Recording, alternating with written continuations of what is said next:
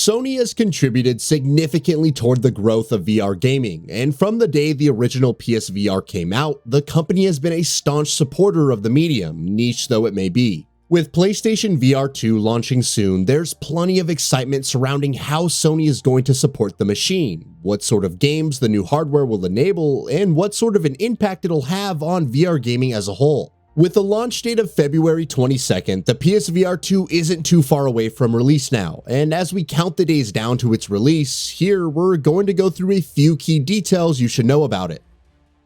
Just one wire. One of the biggest issues most people had with the original PSVR was how unnecessarily complicated it was to set it up, and how inconvenient it so often felt to use. The PSVR2 is attempting to address those issues in a number of ways. For starters, rather than coming with a hell mess of necessary wires and connections like the original headset did, the PlayStation VR2 will require just one single wire to be set up and connected to the PS5. Sure, one wire is still not as good as what some other virtual reality headsets offer, but it's a huge improvement nonetheless. Form factor. Sony is attempting to make the PlayStation VR2 experience more comfortable and convenient in other ways as well. The overall size of the headset itself may not have been radically reduced from its predecessor, but supposedly it's slightly lighter and slimmer and was designed with comfort in mind. Meanwhile, the headset will also come with an integrated vent for extra airflow to prevent overheating, an adjustable headband, as well as a lens adjustment dial. Specs.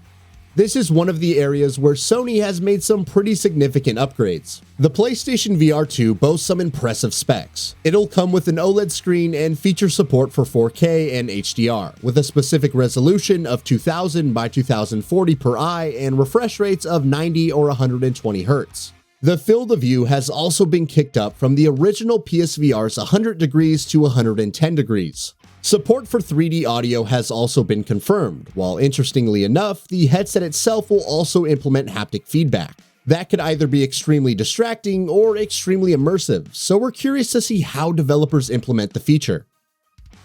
Foveated rendering.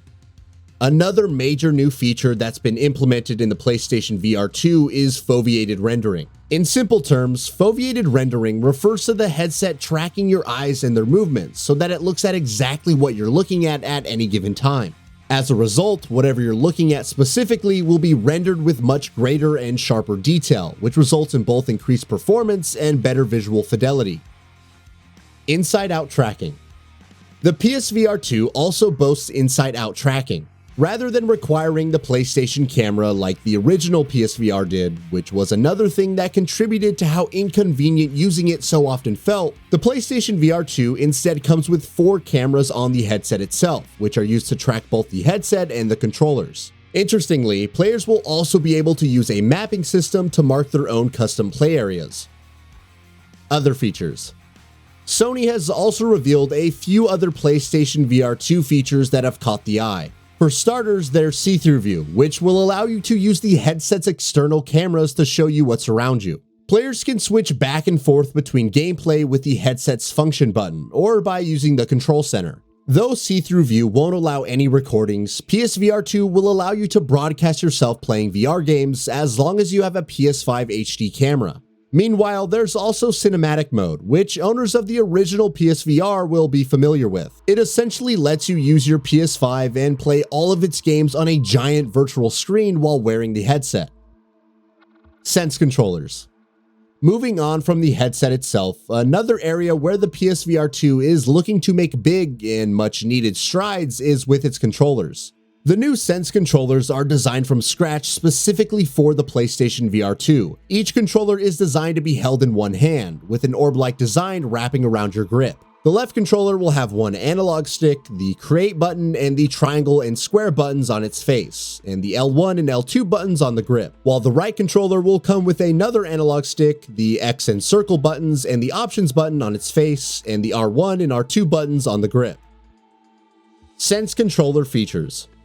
So what exactly will the Sense controller boast in terms of gameplay features and specs? A lot of that overlaps with what the DualSense already offers on the PS5. That means the Sense controller features support for haptic feedback, which according to Sony has been optimized for its form factor, and adaptive triggers. Additionally, the Sense controller also boasts finger touch detection, which will allow for more natural gestures with your hands during gameplay.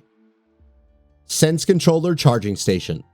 We don't yet have any official word on what sort of battery life the Sense controller will have, but if you are nonetheless looking to optimize the charging, Sony seems to have you covered. Alongside the PSVR2 itself, the company is also launching the Sense controller charging station, which is exactly what it sounds like. It has a simple click-in design and will let you charge your controller without having to connect it to your PS5 and will cost $49.99. No backward compatibility. The original PSVR doesn't have what you might call a killer library, but it does nonetheless have quite a few excellent games that would have bolstered the PSVR2's library nicely. Sadly, that won't be possible, with Sony having confirmed that the PlayStation VR2 will not be backward compatible with its predecessor. Given its significant hardware improvements and its thoroughly redesigned controls, that doesn't come as a huge surprise, but it's disappointing nonetheless. Price. Sony has made more than a few pricing decisions over the last couple of years that have rubbed many people the wrong way, with both software and hardware, and the PSVR2 very much seems to be falling in that category as well. It will be available at a price of $549.99, which is a bit too steep according to many, especially when you consider the fact that it's somehow costlier than the costliest version of the PS5 itself. Launch lineup. Steep prices are easier to swallow when new hardware launches with several exciting games, but the PlayStation VR2's launch lineup is looking a bit light. There is, of course, Horizon Call of the Mountain, which has looked promising in all of what we've seen so far, while Resident Evil Village is another major title, but beyond that, there isn't an awful lot to be excited about. Across its launch lineup of over a couple dozen games, there's plenty of ports, as well as PSVR2 updates for previously released titles like No Man's Sky and Gran Turismo 7. Other confirmed titles. Beyond its launch lineup, what else can PSVR2 owners look forward to? That'll obviously become clearer as time goes on, but a few notable titles have already been announced. The Walking Dead Saints and Sinners Chapter 2 Retribution launches in March, while Capcom is also working on PSVR2 content for the upcoming Resident Evil 4 remake. Other notable titles include Firewall Ultra, the Dark Pictures Switchback VR, Crossfire Sierra Squad After the Fall, and more. So what are your thoughts on this? Go ahead and share them in the comments below. And if you like this video, please subscribe to the channel and enable all notifications by clicking the bell icon to get new video updates. We upload every day and would really appreciate your support. Thanks for watching.